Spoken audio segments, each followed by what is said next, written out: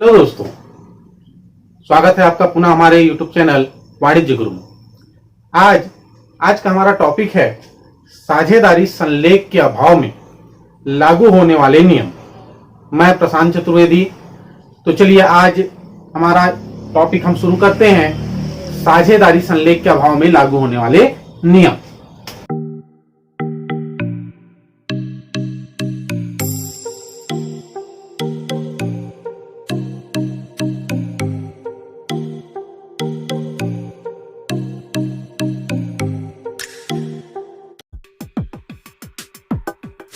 साझेदारी संलेख वो लिखित समझौता होता है जिस समझौते के आधार पर साझेदार अपने व्यापार का संचालन करते हैं।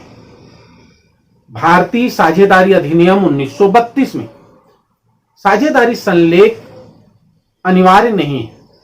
साझेदारी संलेख बनाना अनिवार्य नहीं है। यह साझेदारी फर्म की इच्छा पर निर्भर करता है कि वो साझेदारी संलेख बनाए अथवा नहीं। किंतु भविष्य के विवादों को सुलझाने के लिए और भविष्य में व्यापार का निर्बाध रूप से संचालन करने के लिए यह आवश्यक होता है कि साझेदारी समझौते को लिखित रूप में रख लिया जाए। लेकिन अगर किसी कारणवश साझेदारी संलेख तैयार नहीं किया गया है या संलेख में किसी विशेष तथ्य का उल्लेख नहीं किया गया है, तो उस कंडीशन में भारतीय साझेदारी अधिनियम 1932 के प्रावधान वहां पर लागू होते हैं। कौन कौन से प्रावधान हैं और किस तरह से उसके नियम लागू होते हैं, इसी के बारे में हम आज देखेंगे। सबसे पहला पॉइंट आता है लाभ का विभाजन। बहुत सारे पॉइंट हैं, उसमें से हम महत्वपूर्ण पॉइंट देखेंगे। उनमें पहला है लाभ का विभाजन। अगर समझौता नहीं किया गया है, उस कंडीशन में प्रत्येक साझेदार को इक्वल समान मात्रा में बराबर लाभ प्राप्त होगा।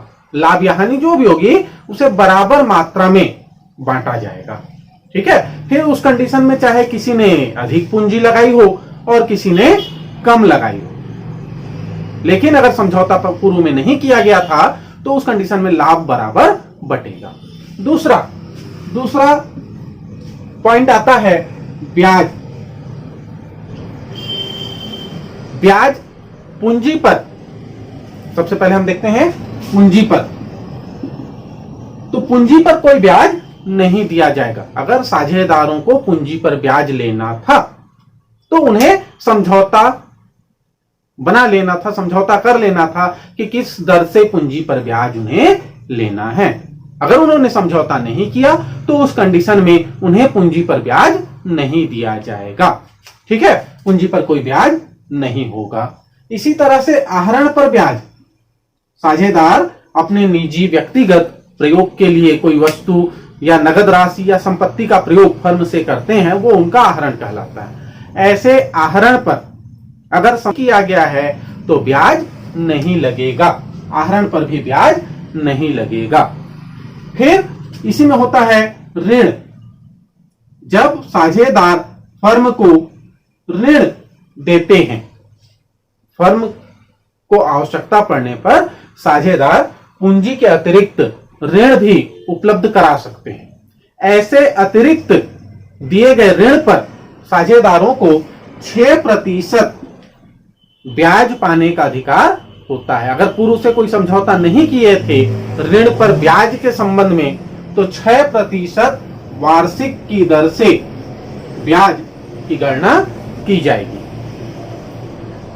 यह हो गया हमारे ब्याज के बारे में। पूंजी और आहरण पर कोई ब्याज नहीं होगा और अतिरिक्त दिए गए ऋण पर, ऋण के रूप में अगर कोई धनराशि किसी साझेदार ने दी है तो 6% वार्षिक की दर से उसे ब्याज मिलेगा अगर समझौता नहीं हुआ था। फिर अगला हम देखते हैं पारिश्रमिक। कई बार क्या होता है कि कुछ साझेदार अन्य साझेदारों की तुलना में अधिक कार्य करते हैं, फर्म का संचालन करते हैं, फर्म के संचालन में, प्रबंध में प्रत्यक्ष रूप से अपनी सेवाएं देते हैं। अगर ऐसा कोई साझेदार है जो सबकी ओर से व्यापार को संचालित कर रहा है, व्यापार चला रहा है, याद रखिएगा, तो अगर उन्होंने पूर्व में समझौता नहीं किया है तो उसे कोई भी पारिश्रमिक वेतन के रूप में, कमीशन के रूप में या अन्य किसी प्रकार से कोई पारिश्रमिक पाने का अधिकार उसे नहीं होगा। भाई अगर उसे पारिश्रमिक लेना था, अगर बाकी लोगों ने, बाकी सदस्यों ने उसे कोई काम सौंपा था, तो उसे पहले ही तय कर लेना चाहिए कि उसे उसके बदले में कुछ मिलेगा या नहीं मिलेगा। दूसरे के भरोसे में उसने काम किया, अब काम करने के बाद जब अंतिम में पारिश्रमिक की बात आई तो चूंकि समझौता नहीं हुआ है और कोई मतभेद हो जाता है, तो उस केस में प्रावधान के तहत कोई नियम, कोई कानून ऐसा नहीं है कि उसको पारिश्रमिक देंगे, क्योंकि समझौता नहीं हुआ है। तो ये हो गया हमारा पारिश्रमिक का। पारिश्रमिक व्यवसाय का संचालन, अगर किसी व्यक्तिगत रूप से किसी सदस्य को संचालन का दायित्व तो नहीं सौंपा गया है, तो संचालन में भाग लेने का अधिकार सबका होता है, कोई किसी को नहीं रोक सकता, सब भाग ले सकते हैं और जो उनका कर्तव्य है उस कर्तव्य को पूरा करें। ठीक है, कर्तव्यों के बारे में है ना, साझेदारों के जो कर्तव्य हैं वो सभी को अपने अपने कर्तव्य पूरे करने होंगे, कोई अपने कर्तव्य से पीछे नहीं हट सकता अगर पूर्व में कोई समझौता उसने नहीं किया है। तो सबको अपने अपने दायित्व, अपने कर्तव्यों का पालन करना होता है। फिर है, आगे हम देखते हैं हिसाब किताब की पुस्तकों को, है ना, पुस्तकों के बारे में। हिसाब किताब की जो पुस्तकें हैं उन पुस्तकों को देखने का, उनके निरीक्षण का सभी को अधिकार होता है। चाहे काम करने वाला कोई एक व्यक्ति हो, लेकिन अगर समझौते में यह तय नहीं किया गया है कि कौन उसके हिसाब किताब के निरीक्षण करेगा, कौन उसकी देखरेख करेगा, तो सबको यह अधिकार है कि वो हिसाब किताब की पुस्तकों को देख सकते हैं। फिर क्षतिपूर्ति, कोई साझेदार अपनी ओर से कोई ऐसा कार्य करता है जिससे फर्म के नुकसान को या हानि को रोका जा सके, या फर्म को हानि से बचाने के लिए अगर कोई साझेदार कुछ कार्य किया, अपने पैसे, अपनी पूंजी लगाया या कुछ अन्य प्रकार से मदद किया, तो ऐसे साझेदार को क्षतिपूर्ति पाने का, हर्जाना पाने का अधिकार होता है। ठीक है। लापरवाही, अगर कोई साझेदार जानबूझकर कोई लापरवाही करता है अपने काम से, है ना, या किसी अन्य माध्यम से वो फर्म को नुकसान पहुंचाता है, तो ऐसे कंडीशन में साझेदार को उस लापरवाही के कारण होने वाली हानि को वहन करना होगा।